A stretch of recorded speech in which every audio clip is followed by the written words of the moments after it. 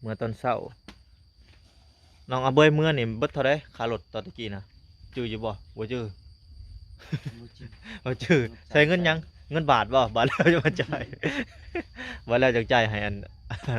ขอให้เพิ่นเดินทางปลอดภัยเนาะได้เดินทางปลอดภัยไปฮอดจอดถึงนั่งรถขึ้นเหนือลงใต้ก็ค่อยปลอดภัยทางพ่อทางแม่เพิ่นก็ได้ไปน้องเนาะก็สิกลับไปแล้วไปน้องก็อวยพรอวยไสให้เพิ่นเดินทางปลอดภัยเด้อทางพ่อทางแม่เด้อโดยอินเสาแล้วพี่น้องเนาะจัดแจงเอาขึ้นเวทีพี่น้องเป็นที่เรียบร้อยเนาะเสาเราก็ได้ขึ้นเวทีแล้วพี่น้องยะปวดแล้วก็สบายตาพี่น้องเนาะเบิ่งมันสะอาดสะอ้างก็โอ้หนาอยู่เด้อพี่น้องเนาะถ้าอยู่โคกมันก็มีหลายแนวอยากมาอยู่ได้เนาะวันเนาะบ่จักจักงูจักขี้เข็บไม่งอดแล้วมาอยู่นำเป็นหมู่แล้วบ่อยากได้หมู่นี่แหล้วเนาะคือบ่อยากได้หมู่นี่บ่ อยากได้หมู่มานอนนะ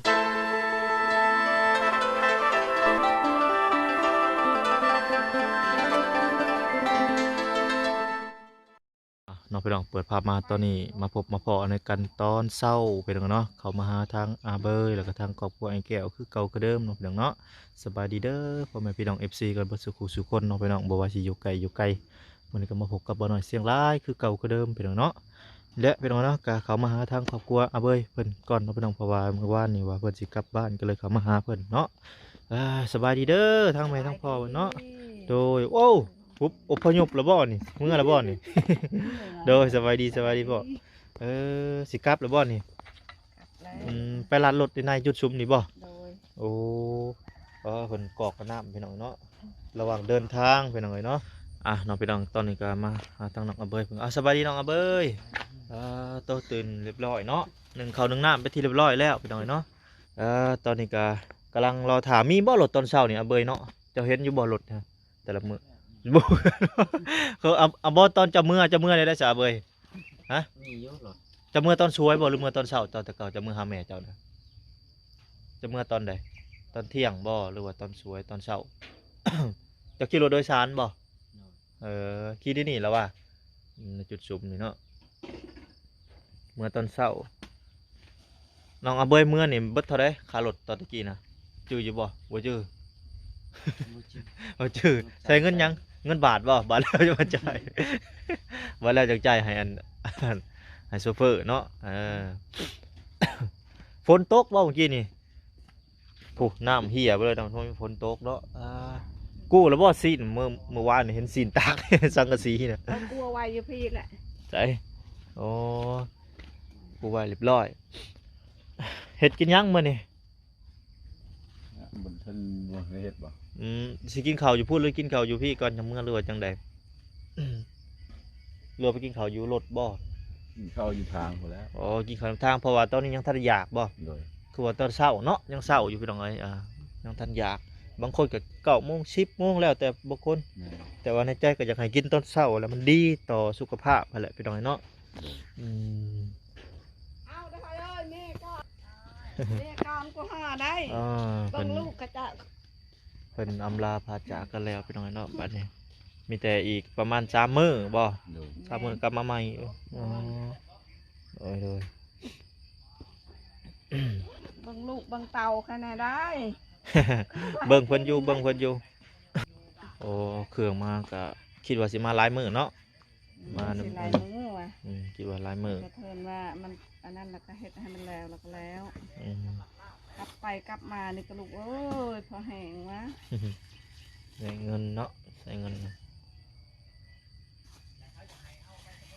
แล้วอีก3 มื้อวันนี้พี่น้องทางพอเราก็ทางแม่ก็สิกลับมาใหม่อีก มาบัดนี้แล้วเส้นบ่หรือว่าได้จำตาบ่หรือว่าจังไดมาบัดนี้เฮ็ดให้มันแล้วหมดเลยจึงเลยปรับอีกตอนนี้ยังรอถ่ายังตอนนี้เพิ่นรอถ่ายังเห็นยังตอนนี้เพิ่นเฮ็ดฮอดกันได้แล้วตอนนี้ยังรอเฮ็ดยังบ่ทันได้แล้วบ่เอาไปวานนี่เพิ่นอยู่ประมาณเพิ่นยังดำเนินการเนาะนี่ก็เพิ่นให้บอกให้รออีก2-3 มื้อเนาะโอเคซะเดี๋ยวก็ถ้าทางในบ้านเพิ่นแจ้งการอีกเทื่อนึงพี่น้องเนาะว่าเฮ็ดฮอดกันได้แล้วแล้วเพิ่นกลับมาใหม่โดยแล้วก็กลับเมื่อบ้านเมื่อหา ลูกบ่ได้อยู่นํเจ้าได้เนาะ บ่ ลูกโอเคมีแต่อยู่แต่สองคนนี่บ่ในเฮือนนี่ โดย อ๋อมีหยังให้นั่นบ่อยู่พุ่นบ่มีหยังแบบเลี้ยงในเฮือนแนวนั้นบ่เป็ดไก่บ่หรือว่าจังใด มี อ๋อมันก็เป็ดกับไก่เนาะบ่มีไผก็เป็ดกับไก่เออมีแบะมีหยังอยู่บ่มีหมูอยู่บ่ บ่มี มีแต่เป็ดไก่ มีงอควายก็บ่มี อืม ที่ไก่หังกะพระเจ้าเอาให้เบิ่งก็เบิ่ง โดย เบิ่งไป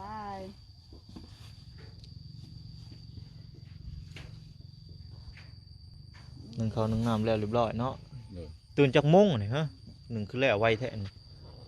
ตื่นแต่เช้าแล้วเนาะ ตื่นแต่5 โมงบ่ อ๋อตื่นแต่5 โมง ยามเฮ็ดเวียกแห่งแต่ระดับ4โมงไป อ๋อ4 โมงเนาะเฮ็ดเวียกอยู่บ้านเฮ็ดเวียกหยังอยู่บ้านตื่นแต่4 โมงแท้ โอ้ลูกเขาจ้างเฮ็ด อ๋อ เฮ็ดนี่เฮ็ดไป อ๋อลุกแต่4 โมงนึ่งข้าวนึ่งน้ำแล้วก็เตรียมเครื่องเก็บของเตรียมไปเฮ็ดเวียกเนาะเวียกเพิ่นจ้างจ้ะ พอได้ชื่อกินแล้วก็ลูกไปเชื่อม เออ ทำเท่านะฮะวันเลิกก็ได้ลูกเอ้ย อืม โอเค ตอนนี้ก็เป็นเวลาอยู่7 โมงเนาะพี่น้องเนาะก็รถก็สิประมาณ8 โมงนี่แหละ8 โมงหรือ9 โมงเพิ่นออก7 โมงนี่ยังบ่ทันออกดอก6 โมงนี่7 โมงยังบ่ทันออกมีแต่8 9 โมงประมาณนี้เขาว่าสิมีก็ได้ ไปลองประหลาดเบิ้งถ้าว่ามีตอนเช้าก็ดีไปหน่อยหนึงออกแต่เช้าเนาะ อ่า เออ ก็มีให้ทางอันแม่กับทางพ่ออาเบยพี่น้องบ่เนาะให้เพิ่นเดินทางก็ขอให้เพิ่นเดินทางปลอดภัยเนาะได้เดินทางปลอดภัยไปฮอดจอดเทิงก็นั่งรถขึ้นเหนือลงใต้ก็ค่อยปลอดภัยทางพ่อทางแม่เพิ่นก็ได้พี่น้องเนาะก็สิกลับไปแล้วพี่น้องก็อวยพรอวยไสให้เพิ่นเดินทางปลอดภัยเด้อทางพ่อทางแม่เด้อโดยพี่น้องเอ้ยน้องพี่น้องเขามาหาทางไอ้แก้วต่อพี่น้องเนาะหลังจากทาง พ่อกับแม่เพิ่นกำลังเดินทางเมื่อว่าซั่นๆเนาะเอาพี่น้องเอ้ยเนาะเข้ามาตอนนี้ก็หมู่เขาหมู่ว่านนี่ก็ค่ำเนาะพี่น้องอัปเดตทางน้องอาเบยเพิ่นบัดนี้ก็มาอัปเดตทางไอ้แก้วต่อเลยพี่น้องเนาะโอ้มีตีนเสาแล้วพี่น้องเนาะจัดแจงเอาขึ้นเวทีพี่น้องเอ้ยเป็นที่เรียบร้อยเนาะเสาเราก็ได้ขึ้นเวทีแล้วพี่น้องเอ้ยจัดแจงโอ้ทางไอ้แก้วเพิ่นนี่เพียงอันนี้เนาะงกงวยเอ้าสบายดีไอ้แก้ว โอ้ได้หลังคาแล้วพี่น้องเอ้ยบัดนี้เนาะโอ้ได้กุ๊บใหญ่พี่น้องเอ้ยโอ้ได้กุ๊บใหญ่แล้วเราบัดนี้กุ๊บน้ำสางบ่ได้ตากแดดตากฝนแล้วบัดนี้เนาะซักเครื่องเนาะไอ้เนาะ โอ้เอาดินอยู่นี่เลยเนาะถมอยู่นี่เลย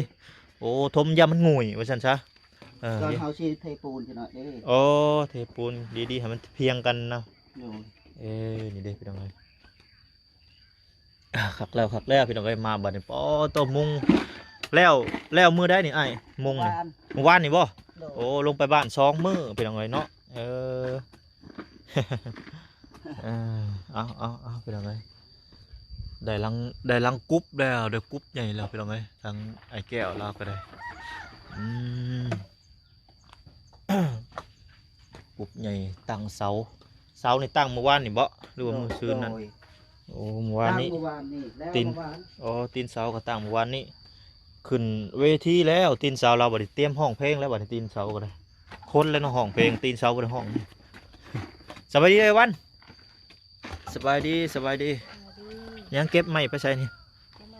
อ๋อเห็ดพื้นเนาะประโยชน์หลายพี่น้องไม้เศษไม้เหลือเห็ดได้ทุกอย่างแล้วแต่เศษเห็ดไม้ค้อนก็ได้อะนะตอกนั่นตอกนี่ก็ได้หลายอย่างเขาว่าสิเห็ดก็ได้พี่น้องไม้มันหลายชนิดหลายแนวผู้ทางนั้นก็ว่าเห็ดพื้นหรือว่าจังใดก็ว่ากันไปเป็นยังไงโอ้สร้างเห็ดเฮือนนะบ่เห็ดอันนี้ฮะ โดย โอ้งบทางใดเด้นี่เนาะทางซ่องได้นี่ทางบาลาบ่โอ้บาลาเห็ดอันกรุบใหญ่ให้เราเป็นยังไง อ๋อนี่สังกะสีเป็นยังไงสังกะสีเนี่ยนาดีมีปนกับบัวพานแล้วบันพี่น้องเอ้ย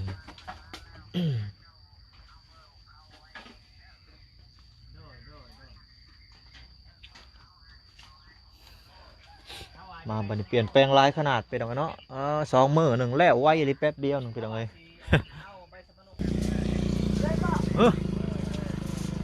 สั่งรถจักรอะไรสร้างรถไถเด้อเนาะสั่งแป้งรถไถไปมือพาไปหารถไถไปดอกเอ้ยกลายวุ่นไปเลยเมื่อกี้นี้ อ่ะน้องพี่น้องตอนนี้ก็ทั้งวันเพิ่นกำลังอนามัยบ้านอนามัยเฮือนมันอยู่เนาะมีน้ำมะม่วงมีขยะ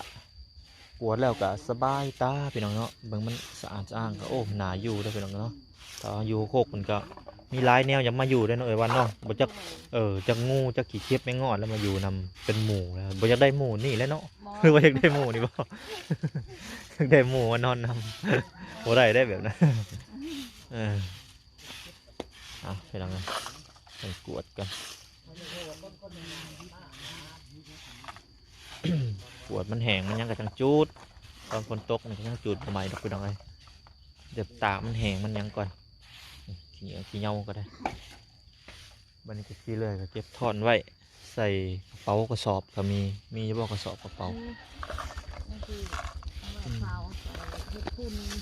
นี่เห็ดฝุ่นนั่นฝุ่นนี่ฝุ่นพักจะได้พักเขาใหญ่หรือบ่ใหญ่เป็นบ่าวเป็นสาวหรือบ่ ตอนนี้ยังเป็นเด็กน้อยเลยเนาะยังบ่ฮอดบ่าวฮอดสาวยังบ่พอใส่งานดอกซำนี่ จากนั้นก็เฮ็ดฮ้อนออกโอ้เฮ็ดฮ้อนออกแล้วแต่ว่ายังบ่ทันซ้ำไปตรงไหนบ่เป็นหยังบ่มียาให้ใหญ่ให้เพิ่นกินเนาะผักนี่ก็ได้ก็สิเอาปุ๋ยยังมาใส่โอ้ปุ๋ยนี่บ่อยากปานใดบ่อยากแนะนำปานใดทางแก้วเราฮ้อนเราสิอาบน้ำก่อนไปหน่อยเนาะให้เพิ่นอาบน้ำก่อน จักตัวใดเป็นผักอีตู่จักตัวใดเป็นผักนางตู่โอ้มีหมุดว่ะ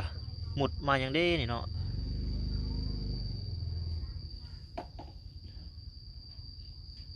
พี่น้องเนาะต้นกล้วยวิเศษโอ้ออก2 ใบแล้วพี่น้องเอ้ยบัดมื้อน่ะเป็นยอดมื้อนี้เป็นใบพี่น้องเอ้ยโอ้หมากใหญ่นี่คักอยู่ดอกต้นกล้วยวิเศษนี่หัวสีไข่ก็กำลังออกเนาะมื้อแลผู้แลถามมือว่างผู้กาสีเขาไปในจุดชุมเนาะพี่น้องไปหาขอหัวสีไข่หัวขาต้นต้นอย่างก็ทั่วเนาะสูงแล้วพี่น้องกาสิเป็นเครือแล้วก็จะได้ลามขึ้นแล้วบัดนี้ยาวเลยทั้งนั้นพวกโอ้ยาวไวเลย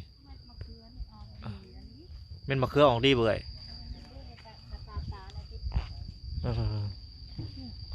มะเขือเนาะเอาไว้บงเวลามันใหญ่แล้วก็เขาก็ยุบออกตัวหมักแตงอ่ะเตรียม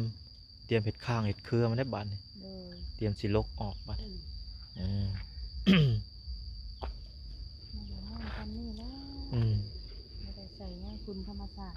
แม่นต้นกล้วยกับต้นเดียวคำผ่าเนาะ เอ้าใบเนี่ยมายังไงเนี่ยใบตองกุ้งโอ้มามุกหน่อไม้ตัวมาหมอกหน่อไม้มุกหน่อไม้พี่น้องเอ้ยสร้างเข้ามาแล้วบัดนี้สวัสดีสร้างสวัสดีตอนเช้าเนาะมาบัดนี้ตัวเสร็จยังมื้อนี่กบแป้นไว้บ่เตรียมตากอันนี้ลาดปูนมันก็นี่ลาดตีนน่ะบ่ตีนนั่นตีนกุบลาดหมดเลยแบบว่าให้มันเหยียบสบายเนาะแม่นเอาจัดไปพี่น้องเอ้ยต้องทมให้มันเพียงก่อนบ่ต้องเอาคืนอีกได้นี่เนาะคืนอีกเดี๋ยวให้แก้วเพิ่นจัดการเอาคืนอีกคันหนึ่งบ่หรือ2 คันไม่หันพุ่นบ่โอเคเที่ยงนี่ก่อนเอาเดี๋ยวเพิ่นนั่นไปเอาน้ำก่อนเราไปซื้อน้ำกินจะไหนเพิ่นมาเพิ่นเห็ดถาหรือว่าเจ้าเห็ดถาก็ได้หรือว่าจังได๋เราจะกบไม้ก่อนก็ได้กบไม้ก่อนเดี๋ยวให้เพิ่นเห็ดในวันนี้ก่อนเนาะโอเคปูนเทปูนจักซอบประมาณว่าช่างแม่น2 สอบบ่หินบาดนี่หินกับทรายนะหินกับทรายเนาะต้องได้ซื้ออย่างละหน่อยพี่น้องเนาะสิจังได๋ต้องใส่รถจักรแก่มาบ่สิกระสอบรถไถเนาะเขามีรถไถมีบ่สร้างอยู่นี่เรือนสร้างเพิ่นมีบ่เรือนอันนี้มีเบิ่งจะหาเถื่อสิเบิ่งให้เติมน้ำมันให้เพิ่นประมาณหาเบิ่งก็สิหายืมลองก่อนโดยเพิ่นได้เถื่อบ่ได้ไปทำบางทีก่อนกับทรายก่อนได้หรือบ่ได้นะโอเคโอ้ ว่าได้แล้วก็ยืมให้เนาะ หินกับทรายนี่อย่างละจักซอบอ่ะ เราจะเอาหินหาทรายสี อืม ก็สิพออยู่ดอก โอเค เป็นยางเรือกันหน่อยหนึง ยามันเหลือน้อยหนึงกัน ก็เรือก็บ่ยาก เออ ใส่ออมเช้า แม่นๆ ขุดเช้านี่ก็ห่อนเลย แม่น สบายกว่า แม่นละสบายกว่า มันไม่ได้ยกเยกเด้นะ แม่นแล้ว กับบ่อยู่คือเก่าจังได๋ก็เอาเบิ่งคือว่าอันนั้นยังทันตั้งคักอยู่ แบบว่ายังบ่ได้เฮ็ด คั นำ กอยู่ตอนนั้นขึ้น ตอนนี้มันเซลเนาะ แม่น มีแต่ว่าถ้าอันปูนมาแล้วก็จับระดับมันดีๆเนาะ ดีแล้วก็ โอ้ ยังอันนั้น โอเคแบบว่ามันทันได้แล้วว่าซั่นซะ ยัง เนาะ ทันแล้ว เออ ยังทันแล้วพื้นนะครับว่าแล้วพื้นเท่าว่า อืม แล้วนะ เที่ยงเนาะ เลย โอเคจัดไปเป็นยังไงเนาะมื้อนี้สิแล้วบ่เจ้าว่าอันสิแล้วบ่ คันว่ามีก็สิแล้วอยู่ ถ้าว่าเครื่องพร้อมอุปกรณ์พร้อมเนาะ เลย อันสิแล้วว่าซั่นซะอ่า ถ้าว่าอื่นวันชิ้นสิได้พักเดือน โอ้ ดับ วันศีลพักเนาะ แม่น ศาสนายังเกาะเจ้านะ คือกันนั่นแหละ โอ้แต่ว่าวันชิ้นพักเนาะ แม่นวัน อ๋อ ชิ้นมาเดือนดับเด้ แม่นแหละต้อง ถึง พั ถึ ก งวันอาทิตย์ได้ครับว่าวันอื่นก็บ่พัก โอ้เนี่ย ว่า บ่ เดือนดับวันอาทิตย์ตัวทางใดก็พักวัด อ๋อแม่นอ๋อพักก็ได้ผมไปดูกันนะ เพราะว่ามื้อนี้คันว่าได้หินได้ทรายแต่ว่าให้แล้วตัวนี้ อืม ก็ย่อยังทันได้ย่อเลยคันว่าได้ย่อวันจันทร์ก็เบิ่ง เพิ่นว่าสิยอมมือได้นี่ ยังบ่ฮู้ อ๋อหามือหายามอีกแล้วนี่เนาะ ก็ถ้างบประมาณคงอยู่คงกิน อืมเอาประมาณนี้พี่น้องเนาะโอเคอ่ะก็มีแต่และบาดนี้ทาอัปเดตตอนเพิ่นน่ะนั่นเนาะทานเพิ่นเทเพิ่นกวดนั่นแหละพี่น้องเอ้ยเพราะว่าตอนนี้ก็ยังทันได้แล้วก็มันยังก็มันก็เซลแล้วเนาะมันทันได้แล้วเนาะ แม่นแล้วมันใส่ฟังใส่ดิน พังเสดินละล่าพี่น้องเอ้ยเนาะอีกอย่างก็ยังจ่ายอยู่ผมไม่จ่ายก็ได้ ไม่ก็ยังค้ำไว้อยู่ถ้าลมมาเอาพายุมาตอนนี้มันก็อาจสิปิ้วได้พี่น้องเอ้ย ที่แล้วมัน เออ ดินก็ทมนะ ดินถมซื่อๆเนาะ เนี่ยคันว่าดินบ่ได้ทมเถอะมันสิแน่นนะ แม่นอีกอย่างดินก็เนาะยังผุอยู่เนาะ แม่น ยังบ่อิ่มน้ำซ้ เนี่ยซื้อกันน้ำไปบ่เนี่ย ำยังบ่ถือน้ำซ้ำว่ายังแค่นเข่าอยู่ โอเคซะโดยน้องพี่น้องก็เรื่องราวมื้อนี้ก็สิประมาณนี้เนาะพี่น้องเนาะบ้านไอ้แก้วว่าซั่นๆแล้วก็เฮือนน้ำหลังคาน้ำไอ้แก้วเนาะกำลังดำเนินอยู่ว่าซั่นๆพี่น้องเนาะลงไปบ้าน2มื้อพี่น้องเนาะก็เพิ่นก็ดำเนินก็ไวพอสมควรพี่น้องเนาะเฮ็ดทางเฮือนน้ำเฮ็ดทางเฮือนคนว่าซั่นๆเนาะ เอาซะพี่น้องก็ติดตาม EP กันต่อไปเนาะมื้อนี้ก็ทางแม่อาเบยก็พออาเบยกำลังกลับบ้านเนาะพี่น้องเนาะก็คือเพิ่นสิกลับเมื่อตั้งหลักตั้งฐานก่อนจักหน่อยจักเล็กเนาะเพราะว่าสร้างอันพอบ้านกำลังดำเนินการให้อยู่ว่าซั่นซะเนาะก็รอท่าเผื่อแล้ว3 มื้อพี่น้องเนาะเพิ่นสิกลับมาใหม่โดยไปซะพี่น้องก็พบพ้อกัน EP หน้าสำหรับ EP ขอกล่าวคำว่าสบายดีพี่น้องสบายดี